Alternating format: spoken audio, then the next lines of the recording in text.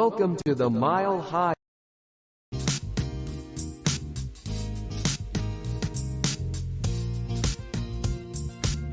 Let me start off with a Twitch feed this morning, and I got to get the whole name right. Mile High Hockey Lab.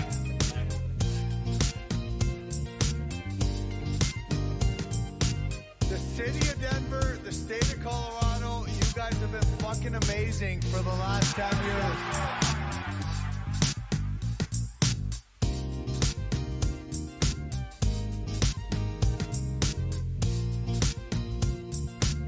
Let me start off with a Twitch feed this morning, and I got to get the whole name right. Mile High Hockey Lab.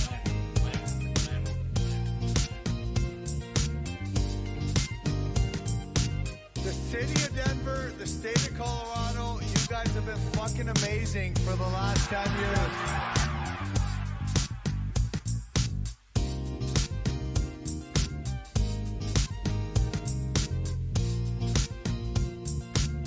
Let me start off with a Twitch feed this morning, and I got to get the whole name right. Mile High Hockey Lab.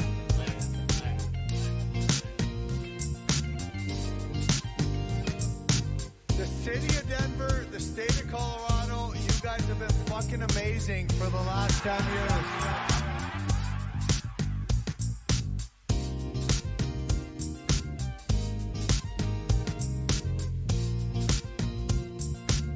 Let me start off with a Twitch feed this morning, and I got to get the whole name right. Mile High Hockey Lab.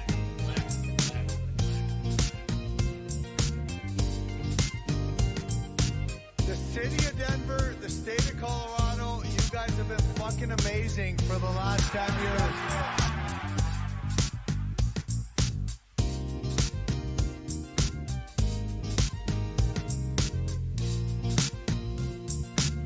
Let me start off with a Twitch feed this morning, and I got to get the whole name right. Mile High Hockey Lab.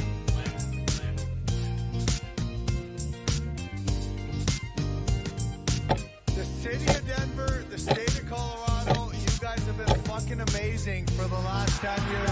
Welcome to the Mile High Hockey Lab.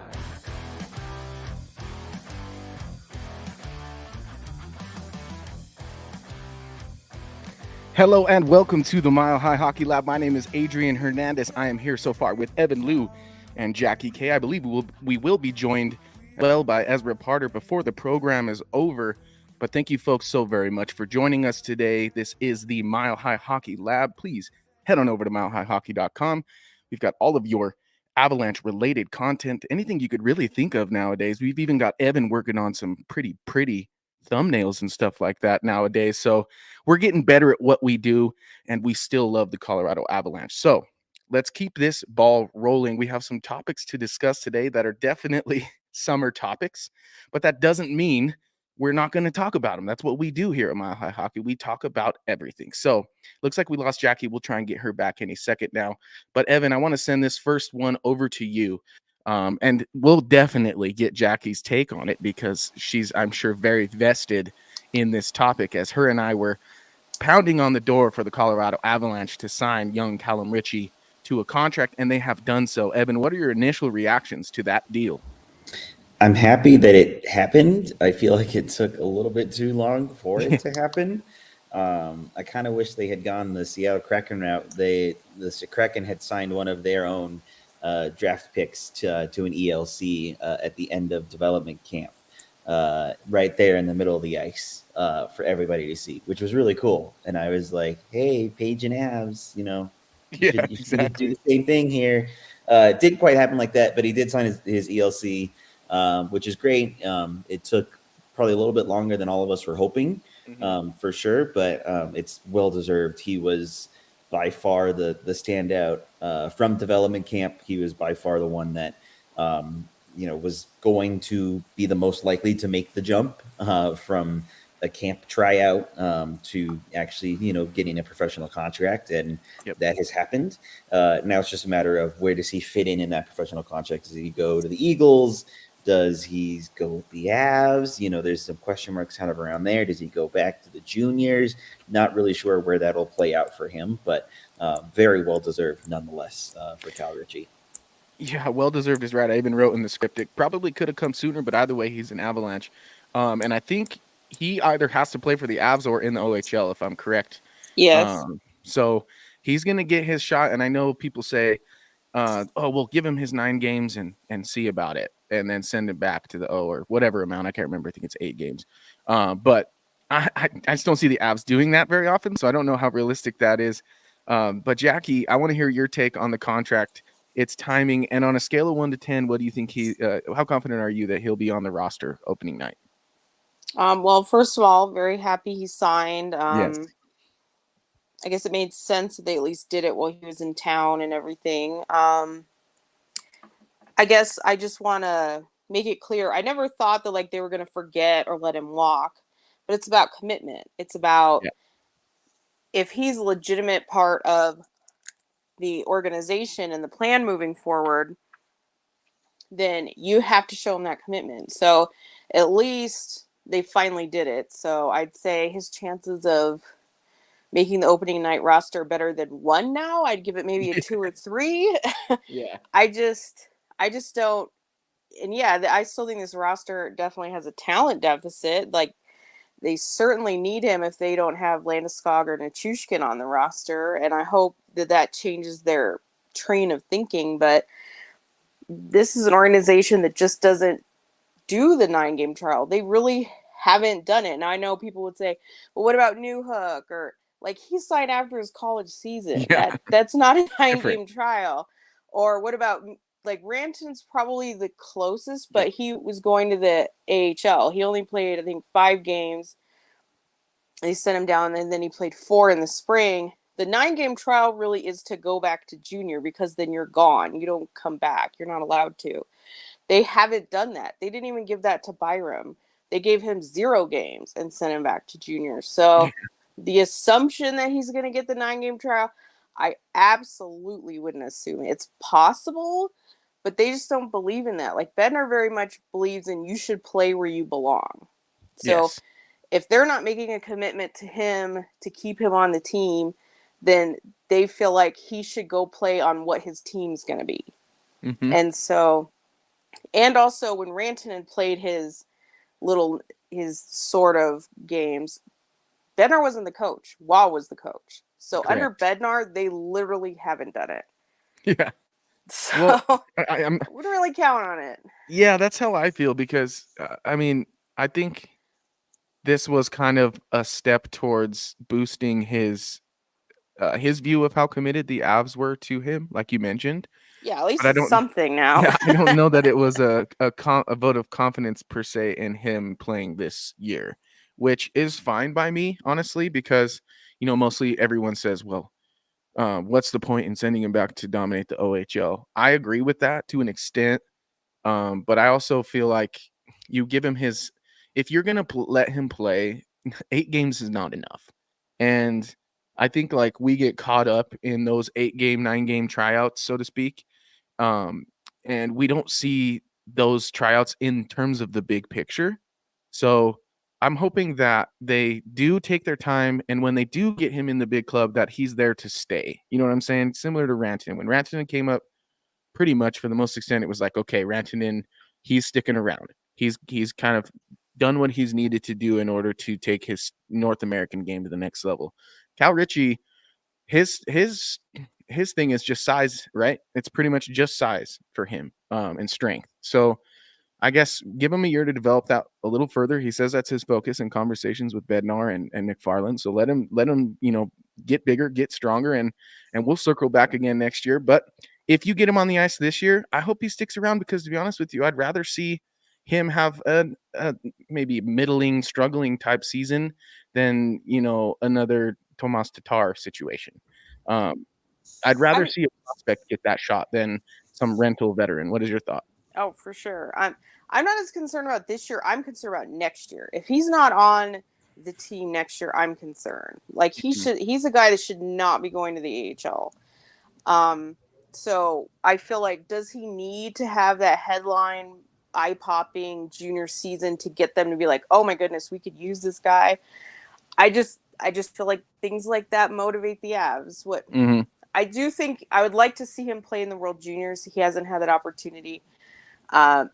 he's been a Hockey Canada favorite when he played at the U18 and when he played at the Hlinka. So I think he could even have a big role on this team. Yeah. I think that's going to be big for him.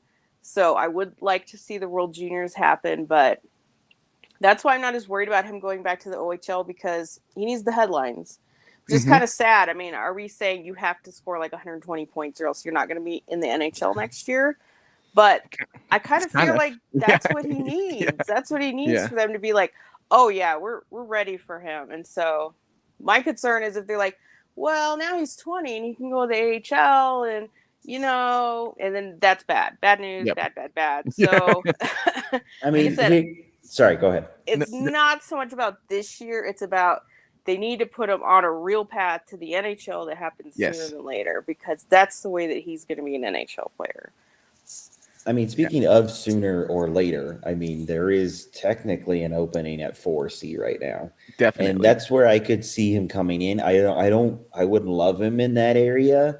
But I mean, it's a possibility, but I don't know if Bednar would want to be doing that. I mean, as you guys said, right? Bednar likes his players. He wants them to play where they will play. Right.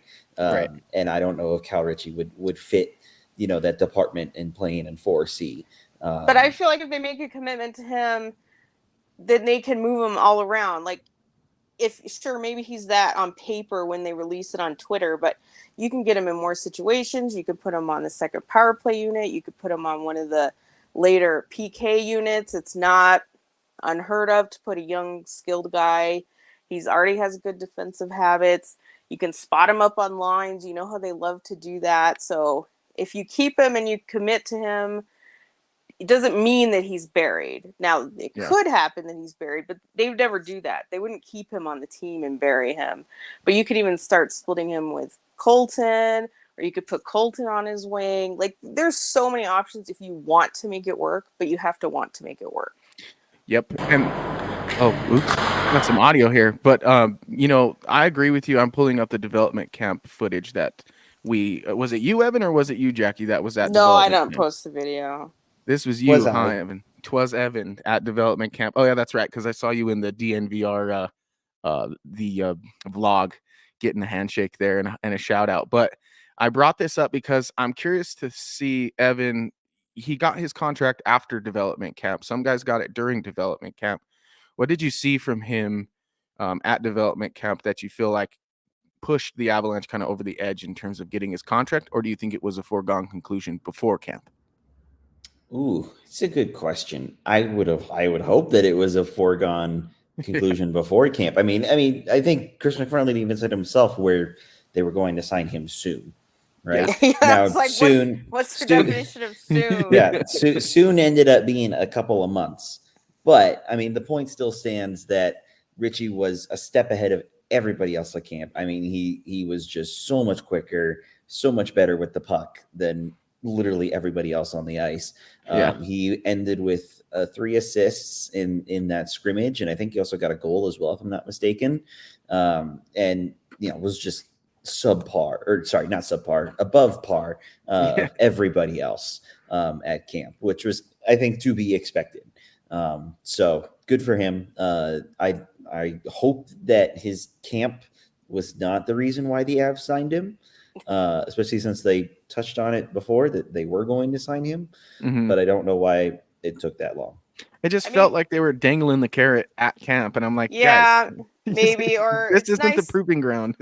It's nice to do it when he's in town too. Like, I get that, and maybe they just wanted him just to see him on the ice, make sure he was who they thought he was, which he was. But it kind of concerned me when Ritchie himself had a comment of, at training camp, he hopes to come in and force them to give him a contract. That made me concerned, because people are always saying, well, maybe they're negotiating, or maybe he doesn't want to sign yet, or all these other excuses. And then when he said it, it was like, oh boy, if this is his mindset that he hasn't earned it in the eyes of the organization, that starts to become a little bit concerning. I mean, you love the attitude, but you're like, he does not need to come into training camp and prove that he deserves an NHL contract. I think the talent and the pedigree has already spoken there. Yeah. So, I'm glad that they didn't make him wait that long, because if he had left training camp without a contract, I mean, you have half the fan base expecting him to be on the team. The other 25% thinks he's at least getting the 9-game trial. And if he left without even a contract, I mean, then the narrative starts, well, he's just not good. What's his not good enough excuse? What did he do? Does he have a bad attitude? Is he too slow? You start hearing those things. You start hearing people make what we heard stuff about up. Jost. All the stuff we heard about Jost, Yeah. basically. Which is a whole nother can of worms with the Jost development. Because everyone, when you talk about prospects, that's the one name that comes up in recent history, right?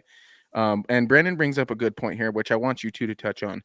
He says, my concern, what about Foodie's confidence, Jean-Luc Foodie, if Ritchie does make the opening night roster over him? What do you guys think of that question? I mean, he's a first-round pick. He's by far their best prospect.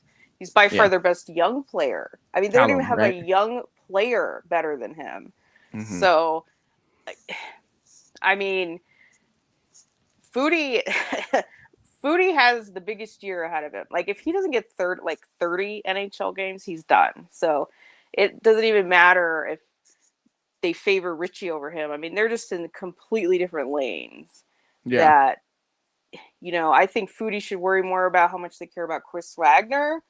Foodie should care about, I mean, God, who knows if they call anybody of these other guys they signed up over him. Like, it's just two completely different,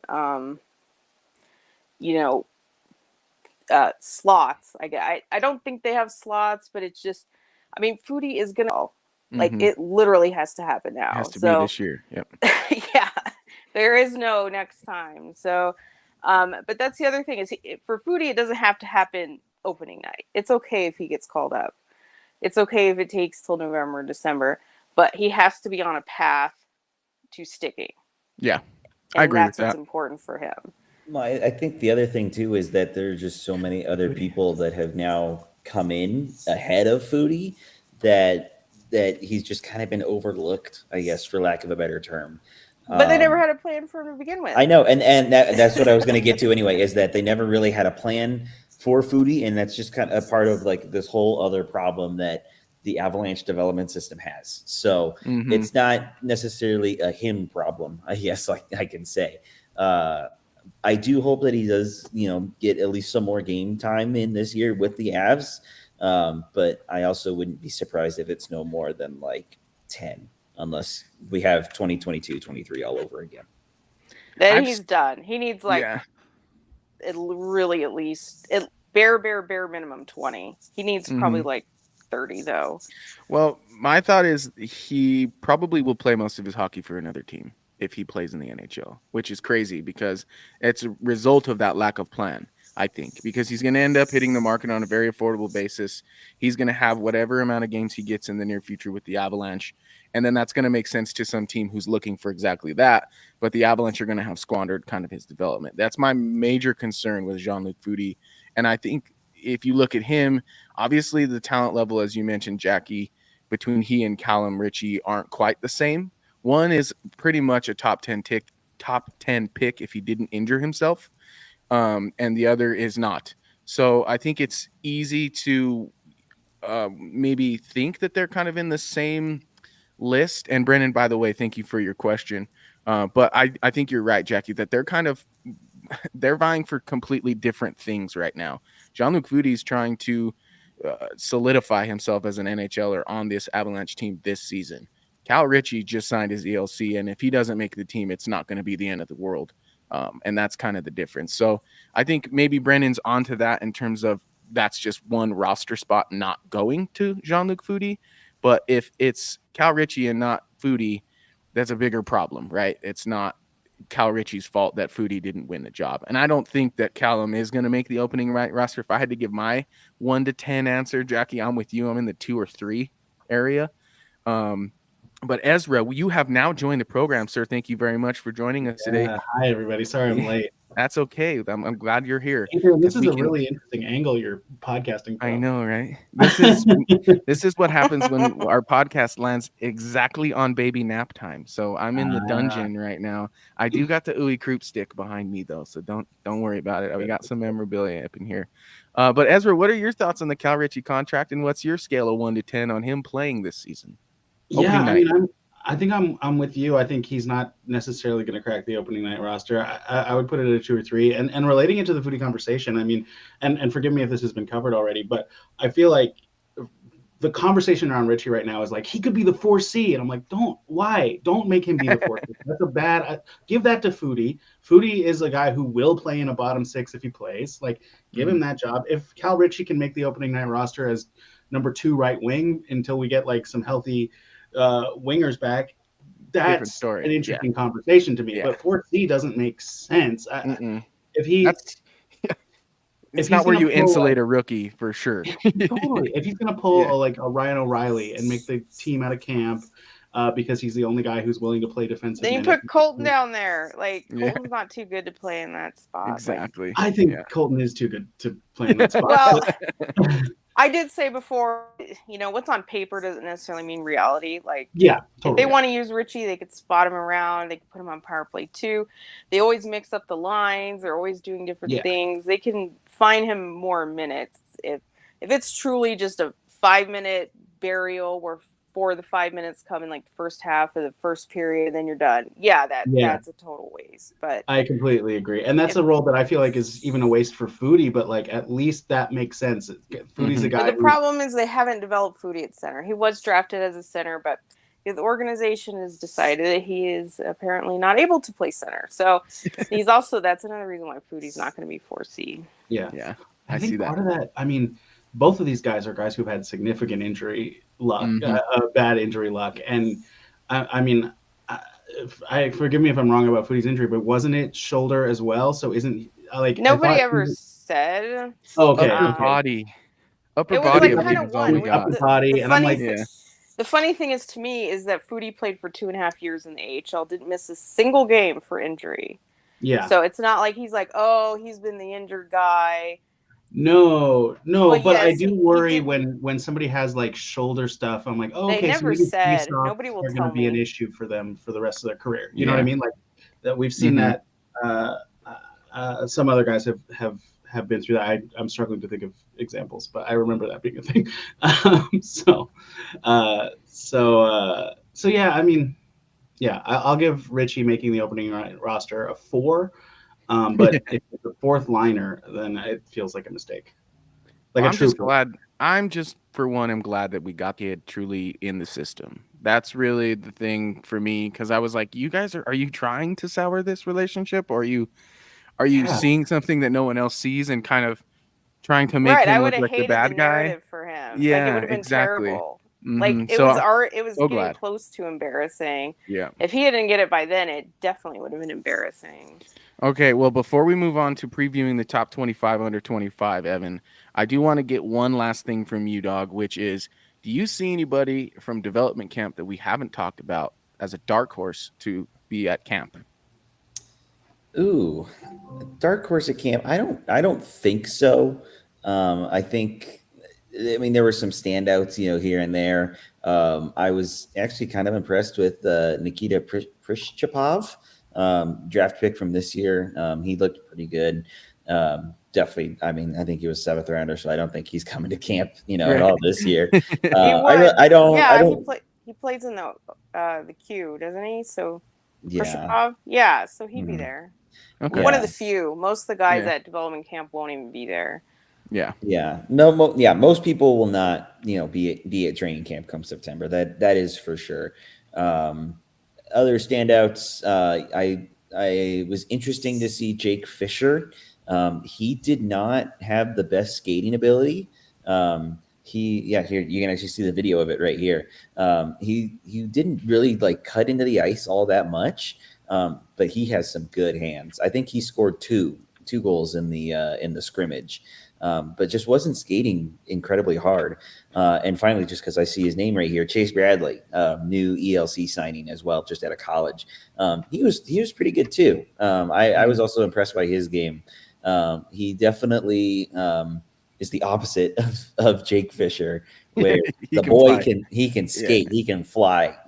Doesn't have quite the same hands, but it'll definitely be interesting to see where he slots into all of this as well. I definitely don't think it will be with the Avs. He might be at training camp, but probably like for a couple days and then go with the Eagles.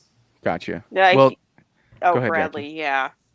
You'd Yeah. hope he'd get in a preseason game. I mean, given his age and the reason why they signed him, I think he'll get in a preseason game. Well, I have two more names that I'm curious about, mostly for my fandom. Taylor McCarr. I heard the takeaway is that he's huge. And the DU goalie that was at development camp. What are your thoughts on those two? Yes, Taylor Bakar is very big. Always forget it. I think I talked to AJ about this when he was there too. He's like, my goodness, Bakar is so big. It's just like, yeah, it's kind of crazy. You forget how big he is until he shows up here. He was fine. Nothing stood out particularly about him. And then Matt Davis, from DU, he was a fun sight to see. Something about that crimson gold with the Avs logo just looked so right. Yes. And he was only there on an invite, so sorry guys, don't get your hopes up. Don't get too excited. He's probably not going to sign because the Avs goalie room is very full, which we'll get to in just a second. But it was fun to see him nonetheless, and he didn't look like he really skipped a beat all that much from winning the championship in April. Well, good for him. That's nice to hear because, as you know, Minnesota's no longer the state of hockey. That's Colorado now. So it's good to see DU keeping that ball rolling. Now it's the Avalanche turn again to double up on that. But we're talking about the young guns today. We've been talking about summer topics pretty much. And we're going to continue that with our summer publication that comes out every year, which is the top 25, under 25. Pretty self-explanatory. We rank the young men under 25 years old in the Avalanche system from 1 to 25. So, Evan, I'm going to let you do kind of a little teaser. Don't give away too much because, of course, we want people to go read it when it comes out. I'm not sure exactly when it'll come out. So you've got the floor. Tell us about top 25 under 25. Yeah, top 25 under 25, probably my favorite series because it gives us a month's worth of content in the middle of summer when there's nothing going on. And it makes my job a little bit easier. So there we go. But different from other years, for our listeners, we are having a fan vote this year. Yes. So I've built up a little Google form. You can go check it out on milehighhockey.com. Posted an article about it this morning, Thursday, July 18th. You can also find it on our Twitter at milehighhockey as well. The link to it there. It's pinned in our profile. Fill that out. Tell us who your top 25 players under 25 are for your own fan vote. And of course, we still have our writers' votes as well. I think it's pretty unanimous that Ivan Yunin will be the number one prospect on our. I'm just kidding. Just kidding. But no, it won't be Cale Makar for the first time in I know many years. That is a great point. Actually, Makar is now too old, so he will not be our number one.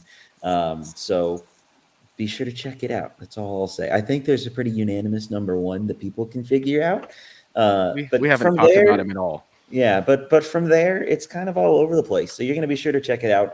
We'll start it in August. I don't remember the date off the top of my head, but sometime in that first week of August. Yeah, folks, so keep your eyes peeled and your ears listening as those come out as well. We're going to feature some of the rankings here on our episodes of the Mile High Hockey Lab.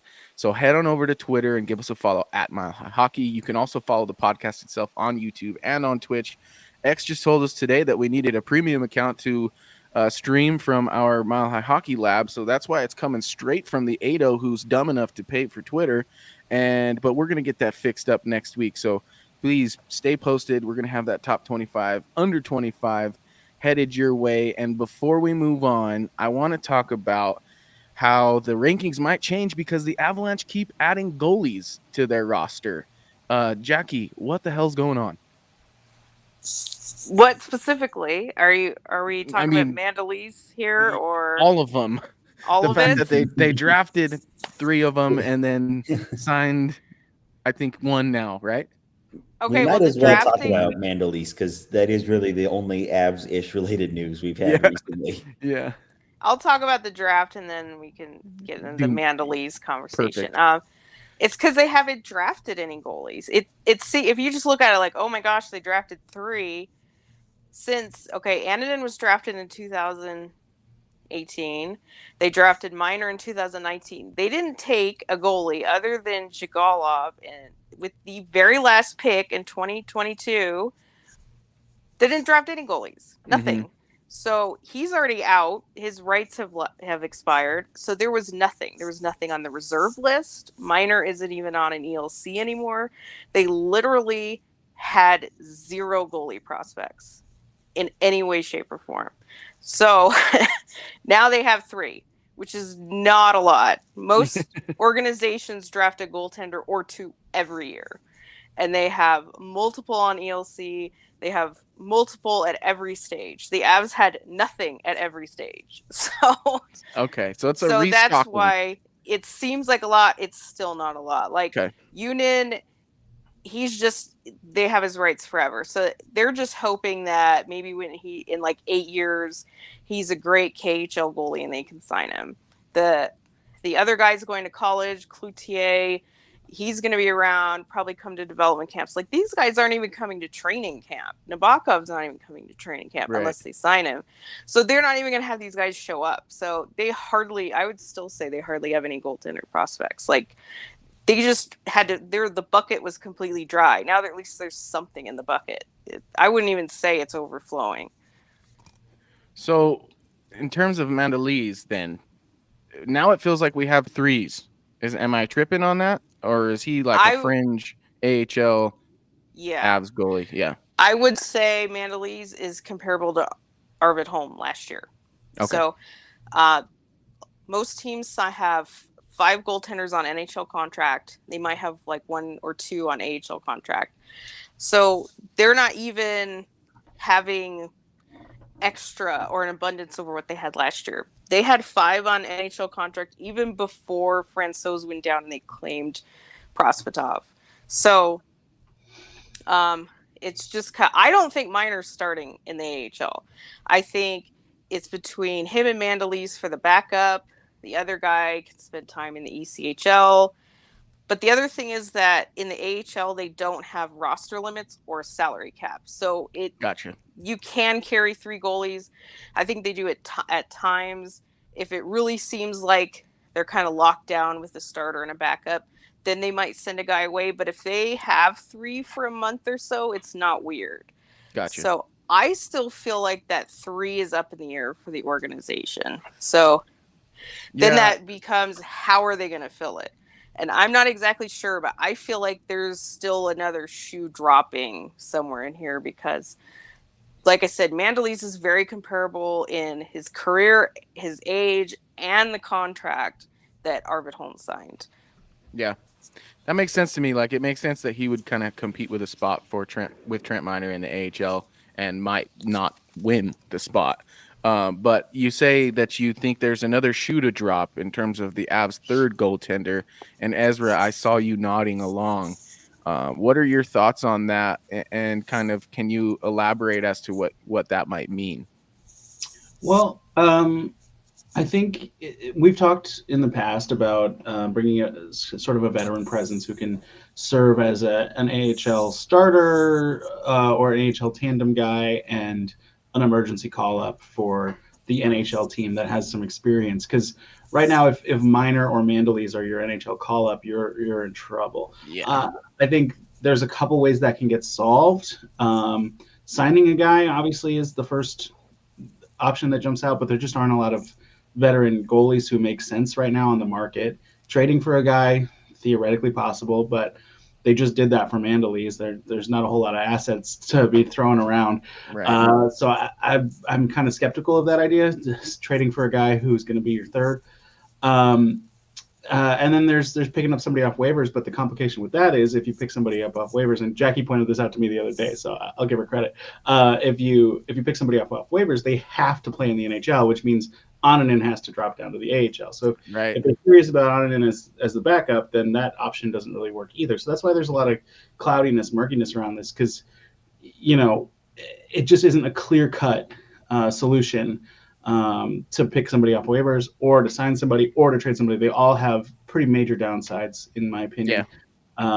So, yeah. I completely agree with all that. There's kind of two sort of tangents off of those options I could see. One is it is dumb if they have to trade for a third goalie, because they could have just signed him. A whole bunch of them signed right after the league year starts. I think like Reimer signed for $1 million. Like, easy to sign these guys. But the thing is, the Avs love to do this, is they wait for them to clear waivers and then they trade for the guy. And when you do that, then you can put them immediately on your AHL team. So the Avs wouldn't have to worry about that guy clearing waivers. And then the market's like real as low as it gets when a guy clears waivers and no one picks him up. You can go make that trade and say, well, no one can't even give this guy away. You're going to take what I'm going to give you too. So there's value in that. Then you're not worrying about him clearing. Like you have that security, kind of like the Caleb Jones thing. Gotcha. He cleared waivers, then he had value. So, but yes, that takes another asset. What that asset would be, but that would be one reason why they'd wait. Is just they want the security and that the guy had cleared. When we're always talking about Ananen, and then people always say there's no way they're going to waive him. Well, he's on a 2-year deal, and that's going to make it easier for him to get through if they have to go that route. I'm on the fence about that. My thing with the Ananen, with getting him back down, is based on his price point, based on what we've seen in terms of the Avalanche turning to him, and kind of the reading of the room. I don't know how confident they are in him at really being the backup. And I never got that vibe either. Yeah. But we are sitting here near the end of July, and there still isn't anybody else. So, but I think we'd be more comfortable if even say he goes to waivers. He'll probably clear, like you mentioned, with that 2 years. It'll probably be easier to see him through clearing waivers. And then the Avs do get a waiver acquisition of their own for a true backup. A veteran presence, as we've mentioned before. I don't think that's too harmful to Ananen, because I feel like if he thought he was a backup, he and his agent would have stood that ground, and you'd have seen that represented in his price point. So I know that we're worried about Ananen in terms of like what's his place on this team. But Jackie, you said it yourself. It kind of felt like the writing was on the wall last year. And just because he got his extension, I know it means that he's, less attractive maybe on the waiver wires, but not completely unattractive. There might be some team that says, well, we get him for 2 years at pretty reasonable price. So it's for sure. It's a risk for sure, because it's still cheap. And if somebody's really high on him, it is a risk. Yeah. So I think it's interesting. It's interesting to hear this, because I was on the DNVR Avalanche podcast. Shout out to Rudo and Eric, by the way, for having me on. MHH DNVR represent. And we had this exact conversation yesterday of, is Ananen really your backup? Can you send him down? Eric seems to think that he would be claimed immediately. I think that too. I just think nobody claims term. It just don't see it. He's shown too much in the NHL to not. I don't like. What is it, like 18 starts? That's good. It was oh god, it was 12 starts last year, 14 appearances he made, 12 starts in 14 games. So he came in relief for 2 games last year. I think he had like a 9.2 something save percentage and 2.28 goals against average, if I'm not mistaken. He was 14 games played, 8 wins, 2 shutouts, 2.25 goals against, and 9.28 save percentage. Yeah, but I still say every organization kind of has a guy like that. If you claim him, then you're keeping him on the NHL roster, at least for a little while. So I don't know, but if the Avs really are super high on him, then no, you don't take that risk. But I still wouldn't say like no way you can waive him. I definitely think there's a little bit of gray area left. I'm not sure. I mean, I said yesterday the Avs are. It feels like anyway that they are collecting goaltenders like Infinity Stones.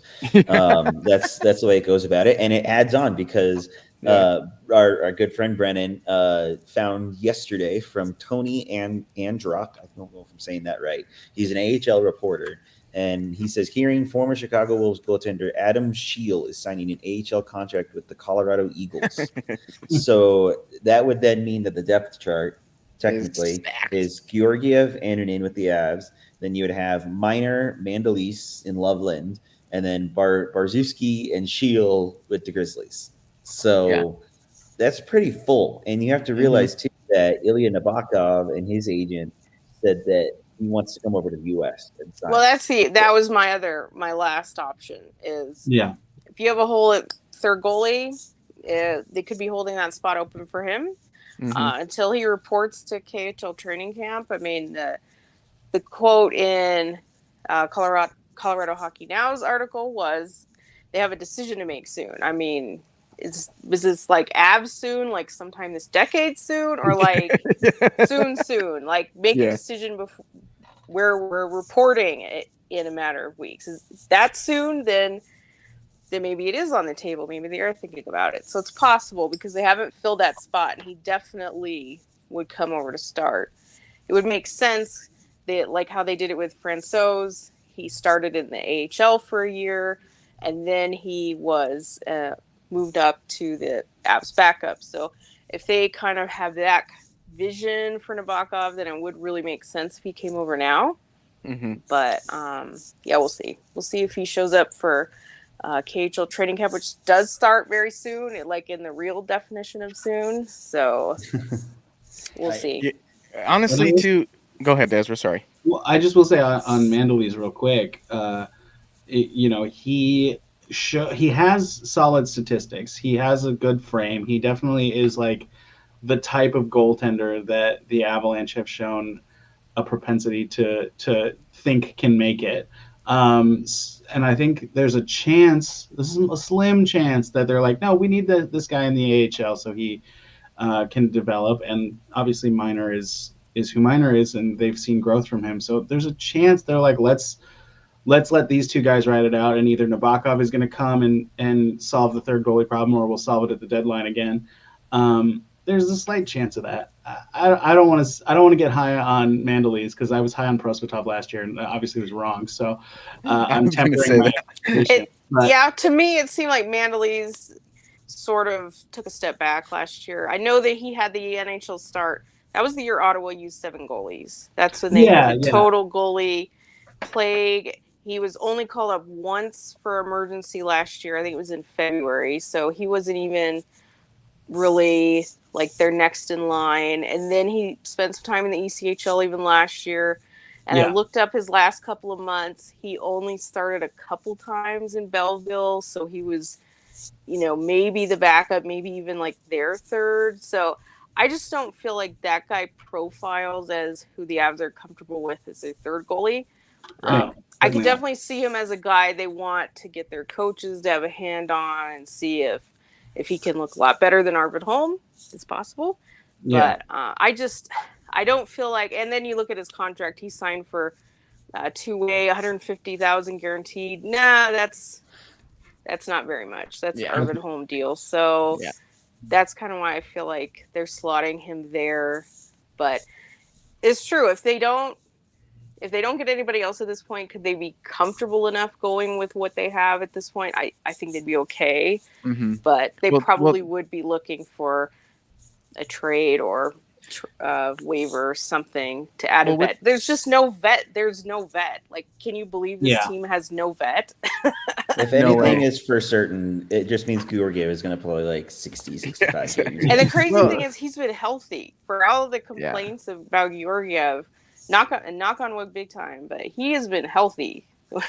If he has a year where he's not healthy, oh goodness.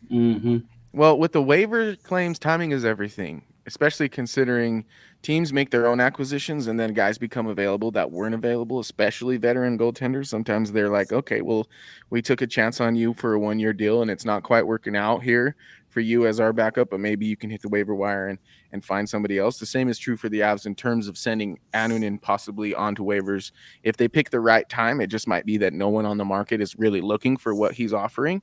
So to me, that's honestly the most viable way that they're going to find that veteran presence. But I also feel like if they ride it out with Annunen at that price point and they can get quality backup starts from him on a limited basis, with Georgiev playing more than most starters do this time of, this era of NHL, that bodes well for the Avalanche because they're getting some savings from that backup role at goalie. But in terms of, Avalanche related news in this offseason, one of the things that's really hit the wire that I didn't expect, that we kind of started to see seeping into things on the North American media sphere a little bit like last year and more so this summer, was the Russian documentary series that's following Valeri Nichushkin as well as some of the other Russian Avalanche players.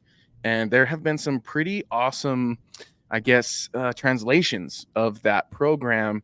And I know, Evan, that you kind of did a deep dive with that when the Nichushkin part came out. I know that basically they haven't quite given us the behind the scenes stuff on the Seattle debacle, but we did get kind of some view of the injuries that he's dealt with recently. What else have you taken away from that media from Russia? Yeah, it's eye-opening, but also not very revealing at the same time, Yeah. I guess you can say. Obviously, I can't speak Russian at all. So shout out to I don't know what his name is on Twitter, but thank you for him for translating all of it. Yes. For us to understand.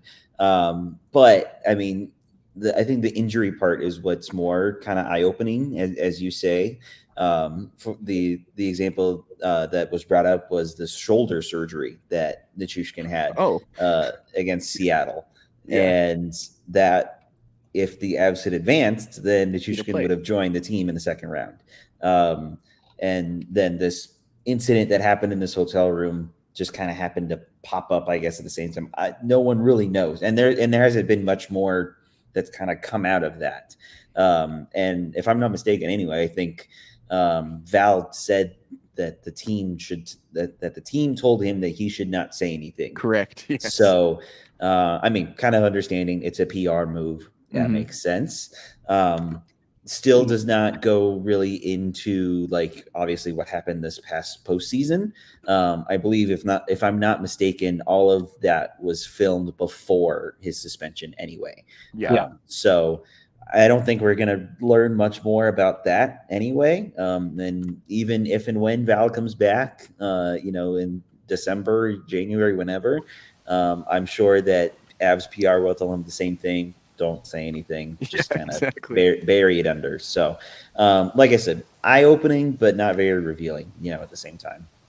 Yeah, and another thing that was eye-opening that I kind of read, and anytime you're dealing with translations from Russian to English, or really from any European language to English, any other language to English, you kind of, as they say, kind of get lost in translation sometimes. Some things can subtly, go under the radar, and what seems like a negative quote isn't necessarily. But one of the things that stuck out to me was they talked to Trenin, and he mentioned, not expecting to get traded, first of all, which makes sense now because he's signed again. But he talked about the Avs room being kind of cliquey. And he thinks, actually, I don't know if he said this or if, this was a reaction just on social media, but a lot of people say, this might be as a result of not a lot of guys, but some guys being in the player assistance program, and most teams kind of go out together after games or before practices. And that's kind of squashed with the Avs, and that they're a little bit cliquey. Ezra, what are your thoughts to that? Do you see that as being a negative, or what do you think? Well, I think generally with sports teams, we look at like team unity as a big driver of success, and like team bonding as an essential element of a championship contender. But I also think that can take on a lot of different looks. So it's not necessarily true that like there being clear friend groups in the locker room or something means that that team unity isn't there. So without being in the locker room, it feels wrong to judge it. But I also, it also, I think it is like that because we talk about unity so much with sports teams, and we talk about like the team bonding aspect that I just mentioned, it does raise an eyebrow for sure. And you think about the guys who've left this team, they are since the championship, a lot of them are guys who are like such glue guys, like EJ, Comfer, Kadri to an extent, different kind of glue guy. He's a heart and soul kind of guy, not necessarily a friends with everyone kind of guy. But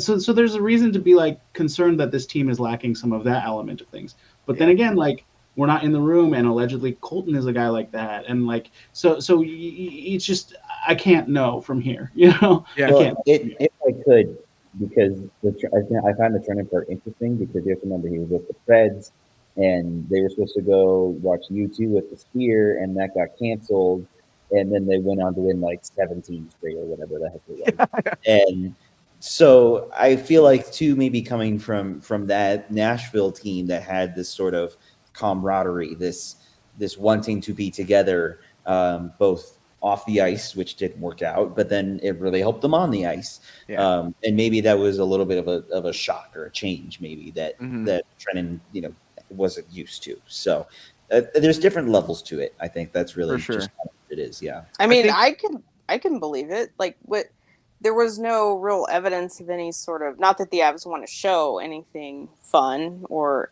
behind the scenes, but there's no romancing.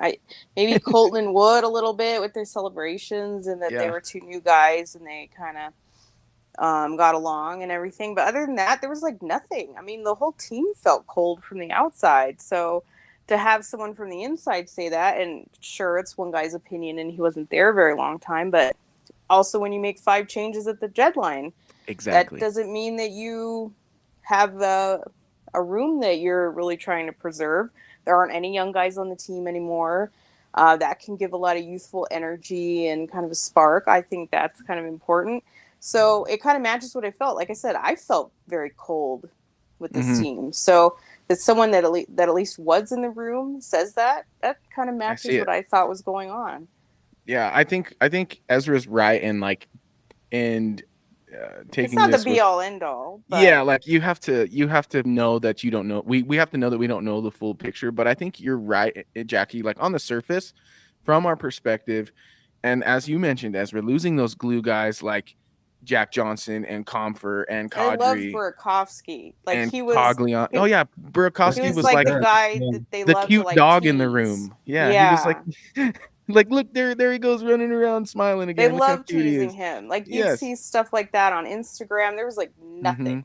Well, and we've also talked about Landeskog's absence. We've talked about how Tyson Berry and his friendship with Nathan McKinnon and how that was affected. So I think we're starting to get there with Drouin sticking around. We're going to have Colton and Wood kind of mucking it up for years to come, hopefully. And I think that what we saw last year and what we see in this quote from Trennan is the fact that it's really difficult to foster those quality relationships inside of a NHL locker room. And I think the Avalanche probably know that it's not their strong suit right now, which is not the end all be all of winning championships. As Ezra said, there's a bunch of ways to get this job done. But I think you'll see those moves start to be made for the Avalanche where it's like, oh, okay, they're bringing some character in. I think that's kind of the next step for the Avalanche. And I think it really does start with the return of Landeskog, which we could have a whole episode dedicated to that. And I'm sure we will heading into the camp and regular season as we start to see him and kind of where he's at. But the last thing I wanted to touch on from that content was I found it very interesting that Georgiev was not all that impressed with the Avalanche's meals and the way that they spent money in terms of feeding and taking care of the players compared to his former franchise in the New York Rangers. He went so far as to say that at first when he arrived that they weren't feeding the team lunches, that it was kind of just up to each player as an individual to kind of go get their lunch, which, I mean, I'm sure there's room for that either way. But it did surprise me that they didn't offer a team lunch. And now he says that they do, and McKinnon pretty much picks the menu, which is hilarious because everybody's like, no, McKinnon's a great teammate and he's a sweetheart and he doesn't actually care that much about nutrition. Well, according to this stuff, Nate is the top dog, and that's pretty overarching. Like, we're talking in a lot of the decisions that management is making, he's involved. We're talking in meal preps, McKinnon is involved. So Evan, what are your thoughts on that? Are you surprised at all? And I mean, he's the league's MVP. Don't we want it all to run through him?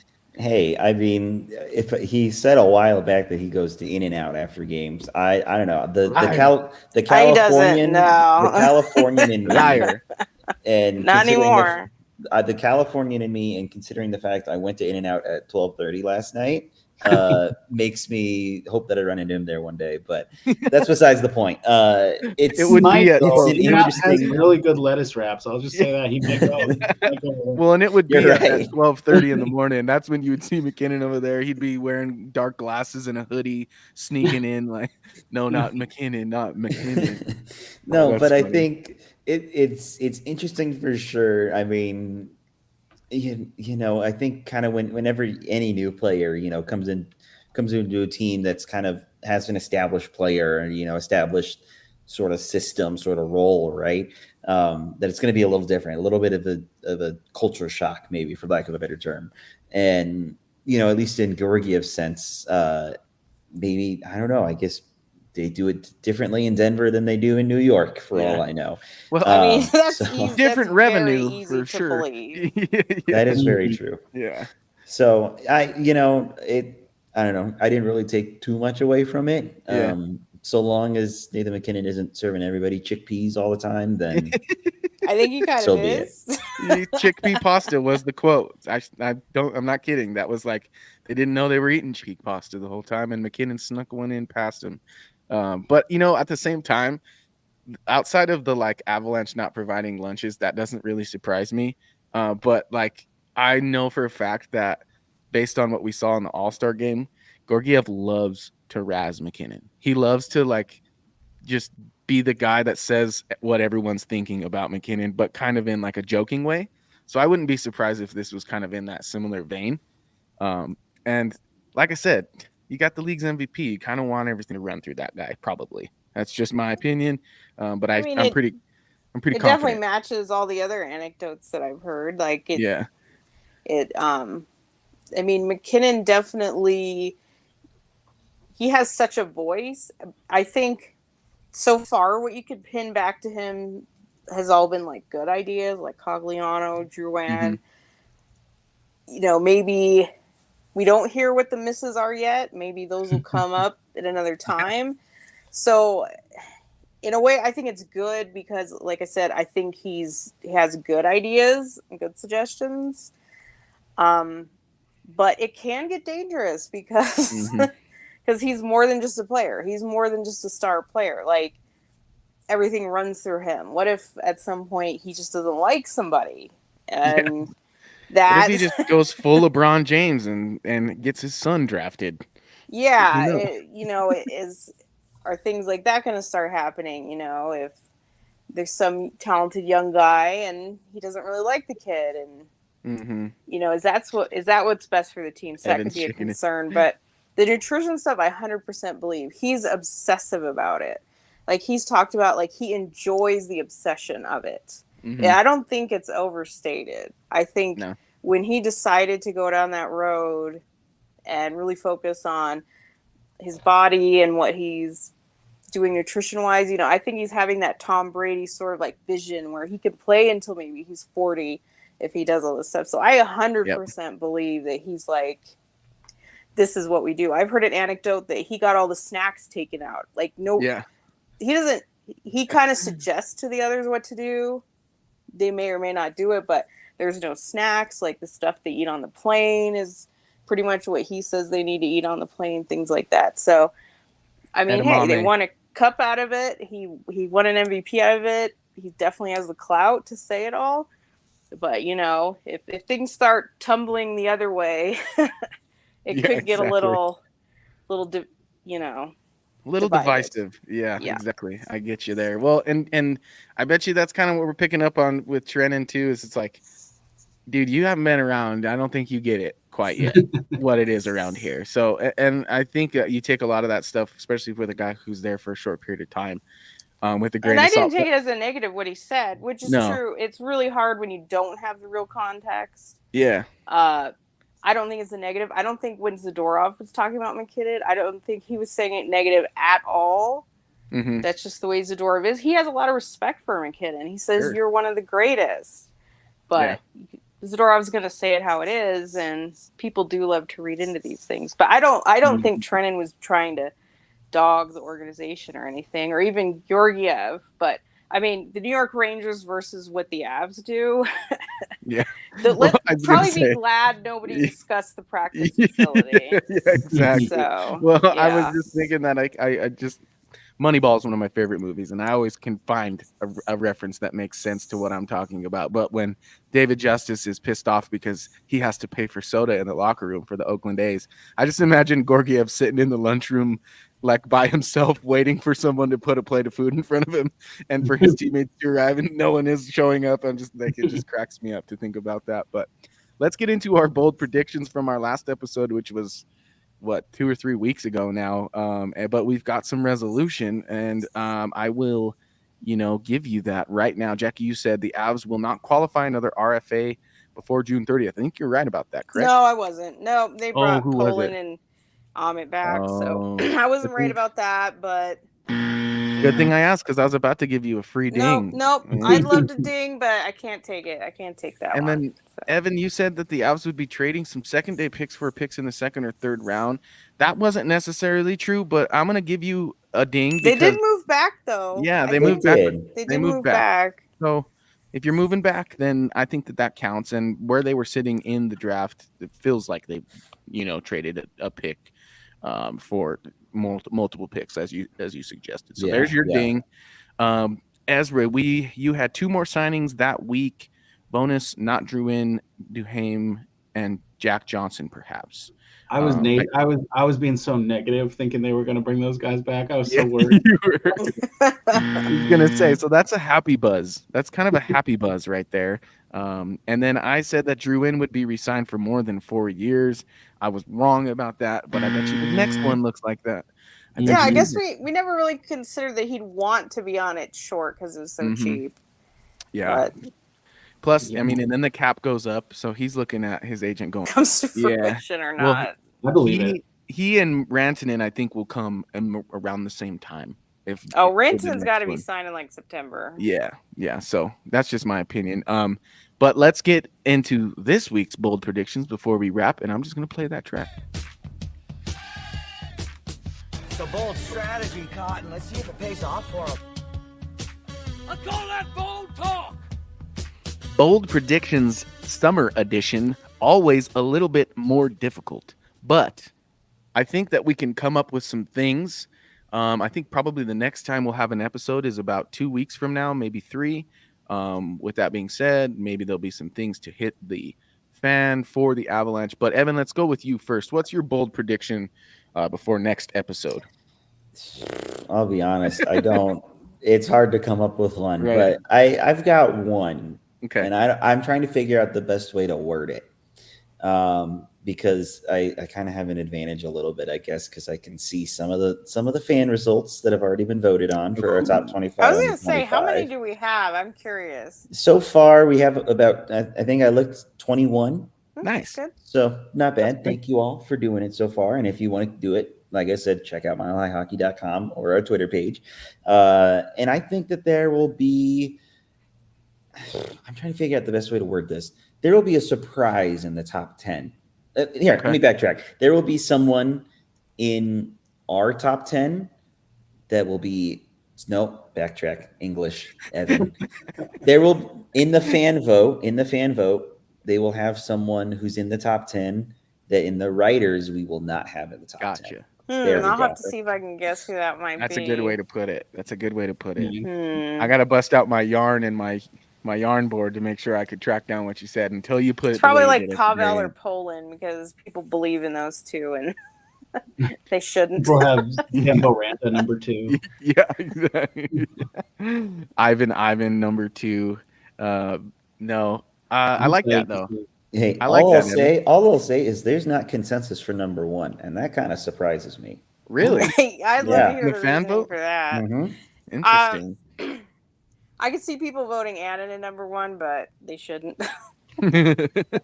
Okay, so we got someone from the top 10 of the voters poll for our top 25 will not be in our top 10 from the riders top 25 under 25. So I like that prediction, Evan. That's a good one.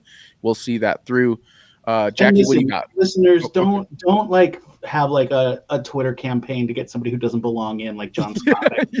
Yes. And it's like Please take it seriously. It's our votes that set the rankings. So if you do like go crazy in the voting, you're not changing. Yeah, sorry, you're not changing what's published. Yeah, we're so. not getting that crazy yet, Yeah. where the fans actually influence the vote. You just get your own little fan vote. Yeah. Yeah. Exactly. Your own Maybe little, down the line. Your own little. But we it is could interesting. average out the fan vote and put it in the. As Yeah, they could another be voter. worth like one vote worth. Yeah, exactly. We could do that. That way they're kind of in it. But I like the separation. It's very much important for Evan's bold prediction. So let's leave it there. Yeah. Ezra, what do you got for me? I think I want to be super specific with this, and Okay. I want to be like lauded as a genius when I'm right. Okay, so I have to pick the right guy. My overall thought is about PTOs. Okay. I'm going to say that they bring I'm not in, ready for PTOs. I think they bring in Nick Bonino, Ooh. Chris Tierney, and Oscar Steen. Probably not all 3, but like two of those guys. But yeah, Two of if you those hit guys. on even one of those, I think that's. I was gonna say, I think Steen signed in Europe. He did. Like, Oh, I feel like I saw that somewhere, or am I? I feel like the Avs already tried Bonino, or did I just kind of like Nick dream Bonino, that up? Oscar Steen, and who? What was the last one? Chris Tierney. Tierney. Okay, I like that. I like that as well. Yeah, I think Oscar did sign in Europe, but you still got Tierney. Let me and change Bonino. him out. Let me change him out. I'll swap him out for Rourke Chartier. Okay. Rourke. That sounds like I a just love fake that guy's name. name. And he used to be What one of a- the senators. So I'm not gonna tell you what. Right, his they're name is. definitely in the Senators well this year for some reason. Yeah, I wrote him down as Rourke, and we'll leave it at that. yeah, that's enough. He's the only one. Okay, so I got Evan, fan vote top 10, Ezra, Nick Bonino, Rourke, and Tierney to get the PTOs, 2 of the 3 potentially. If you get one of those, I'll still give it to you. And Jackie, what do you got for me? Okay, well, I was trying to think what could even happen in the next 2 or so weeks. I guess I'll have a pick for just this time period, but I kind of have like an overall prediction too. So just for this time period, I'll say they get Nabok up to sign, because if he's going to sign, it probably would be within the next 2 or 3 weeks. Oh, yeah. So I'll pick that. That'd be awesome. But I feel like my overall thought, I don't know, I just feel like they're destined to have Martin Jones at some point. So that's going to be like my overall. If he's a PTO guy, I don't know, or sign him, but that it's Martin Jones will be on the Avalanche ice at some point. That's kind of my overall bold prediction. He didn't come up on my list of free agents that I was looking at for my centers just now. Is he a free agent? Martin Jones? I'm talking about the goalie. Am I not saying his name right? No, yeah, Martin Jones. You're talking about the right guy. I was looking at all the current UFAs at all positions, and he didn't come up. Maybe he was just like left off the list on the new cap friendly. Yeah. What is the new cap friendly? Is it still capfriendly.com? Where do I go? No, it's capwages.com. Cap wages. I haven't gone to that site yet. It's pretty good. It's good, yeah. The goalies it has listed are I mean, I've been using Puckpedia. I feel like they've been putting. It's better than it was. They definitely had a lot of errors, but they have cleaned it up.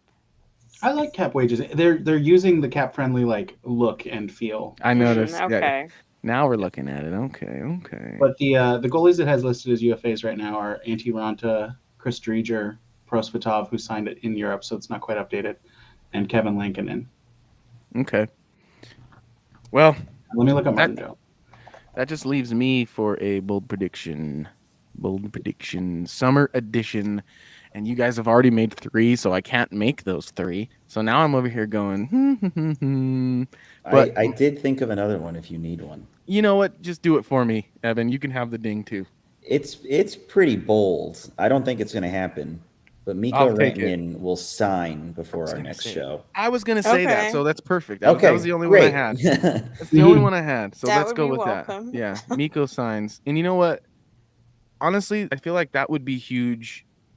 Just obviously for locking down a top 10 player in the NHL, but also just for the room and like adding some of that solitude back into it, knowing, we don't got to deal with that. Druin we can deal with, and it's going to be a smaller contract than that. But if we get Mikko taken care of, like the real big stuff is kind of good. We'll get to see if Landeskog is coming back. We could see reuniting of that great top line if everything goes perfectly. But if not, it'd still be nice to have Mikko Rantanen if Gabe Landeskog can't go. So I'm really hoping that gets done sooner rather than later. That's the next shoe to drop for the Avalanche in terms of big contracts. So, all right, I like that. We got Mikko Rantanen signing before our next show. And you know what? I'm in charge of when they air, so I might just wait until he gets signed so that we get that ding. You're welcome. More likely. Yeah, I was going to say, just kidding on that. But I like it. We got some potential IPOs. Did I say IPOs? You did. You did. Yeah. And just to answer the Martin Jones question, Puckpedia does have him as a free agent. So there you go. Cap wages is not accurate enough anymore. Yeah. I just started talking finance in the middle of an Avalanche podcast, but hey, what do you know? But that'll do it for us today. Yeah, exactly. That'll do it for us today at the Mile High Hockey Lab. We have almost 400 live viewers on a summer episode, so that's thank you very much. Yeah, thank you folks very much for tuning in. Please head on over to milehighhockey.com.